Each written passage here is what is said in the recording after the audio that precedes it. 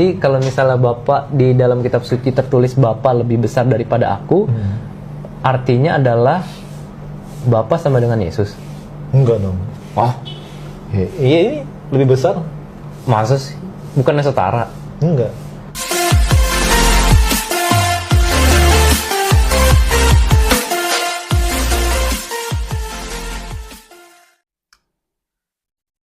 Salam teman-teman sekalian, senang sekali berjumpa kembali di channel Jema Iyanistin. Dan kali ini saya akan menanggapi salah satu video. Dan di dalam video ini isinya luar biasa teman-teman. Dan isinya luar biasa. Dan di sini mereka sedang menunjukkan kebodohan mereka di hadapan publik. Apa isi videonya teman-teman? Mari kita lihat cuplikan video berikut ini. Kami telah ya. Benar nggak?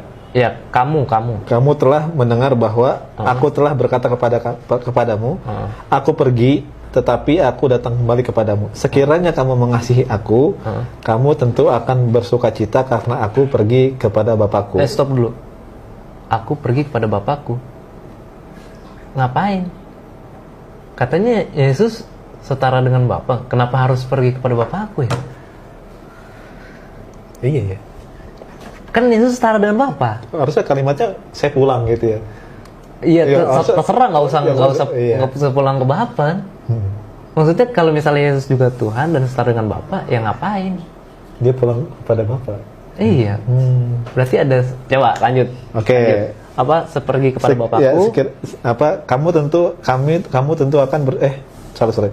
Tetapi aku datang kembali kepadamu. Sekiranya kamu mengasihi aku, kamu tentu akan bersukacita karena aku pergi kepada Bapakku, sebab Bapa lebih besar daripada aku. Apa? Bapak lebih besar daripada aku. Apa? Nggak kedengeran. Gini, aduh ya Allah, ayat tauhid ini subhanallah ya.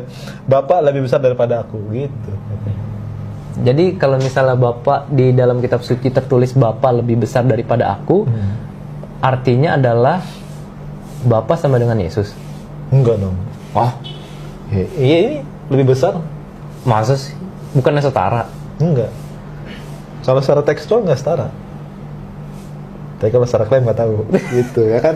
Ya itulah ya. Oke ya kan? Bener nggak? Adil nggak? Iya. Adil. Ya kita menghargai lah. Oke. Itu kan ajaran dogma atau dogma keagamaan dari agama saudara kita.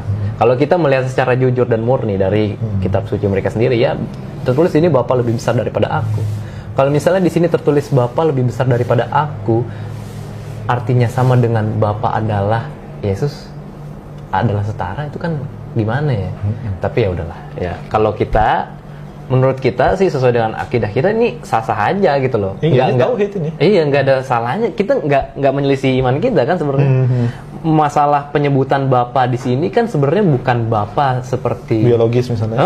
Maksudnya kita tahu lah bahasa di kitab suci saudara-saudara kita memang agak berbau perumpamaan ya kan. Bapa itu umpama suatu pihak yang mencintai atau sangat mengasihi, sangat menyayangi hamba-hambanya gitu aja sebenarnya. Ya itu sama aja kita bisa bilang sebagai Tuhan gitu.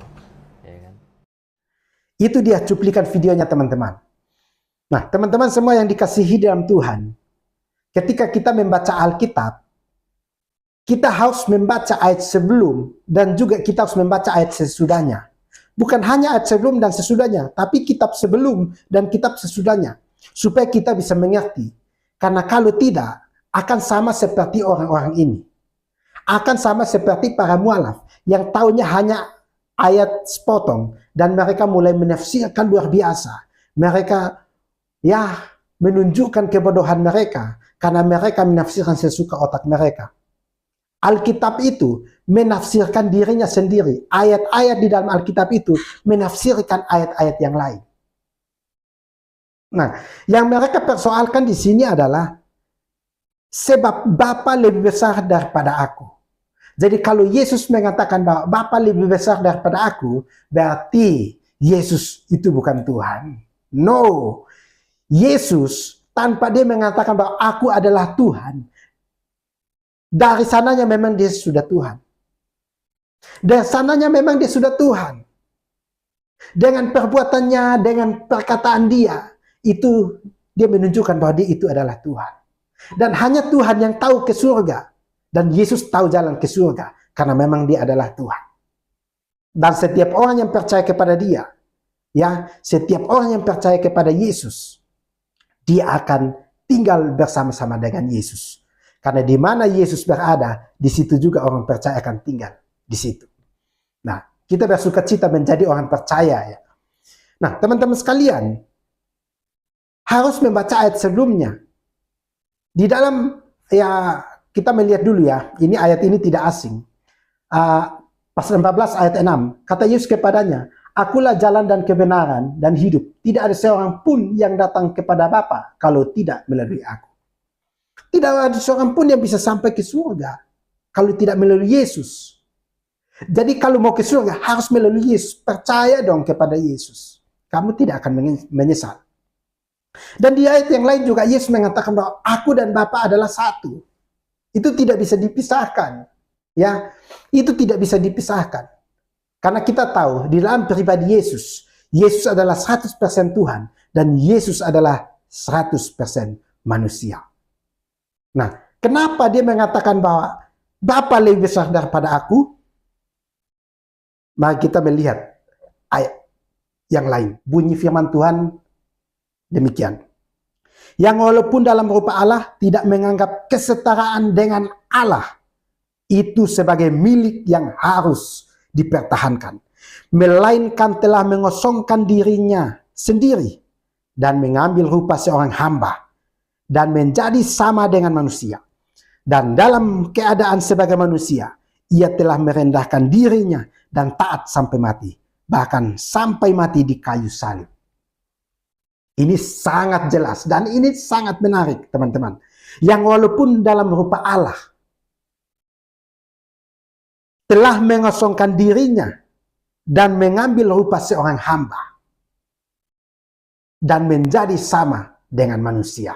Itulah tadi saya katakan bahwa pribadi Yesus adalah 100% Tuhan dan 100% manusia. Di dalam dia sebagai hamba, dia akan mengatakan bahwa Bapa lebih besar daripada aku. Karena di dalam posisi ini, dia adalah hamba 100%, hamba sejati. Karena hamba yang sejati, dia merendahkan dirinya. Di dalam Al-Quran bilang apa? Dan taat sampai mati, bahkan sampai mati di kayu salib. Seandainya teman-temanku, ya saudara-saudaraku yang mualaf ini, kalau tahu ayat ini, mereka pasti tidak akan meninggalkan kekristenan. Mereka tidak pasti akan meninggalkan Yesus. Karena mereka mengerti ayat Alkitab. Tetapi karena yang mengertinya hanya sepotong, ya, yang dulunya ibadahnya malas, baca Alkitabnya malas, berdoanya malas, persekutuannya malas, akhirnya modelnya seperti ini. Sok taunya minta ampun.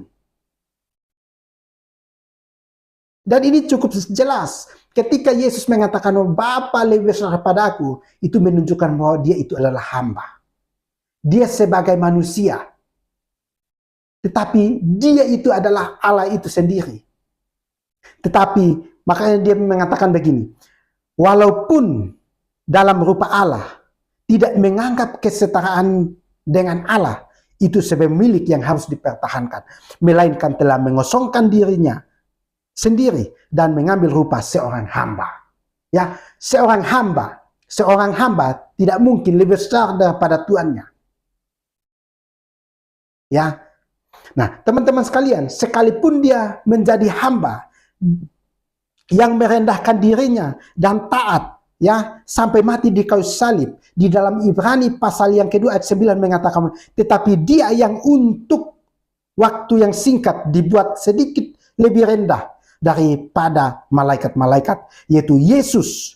Kita lihat yang oleh karena penderitaan maut dimahkotai dengan kemuliaan dan hormat, supaya oleh kasih karunia Allah ia mengambil maut bagi semua umat manusia. Tetapi dia yang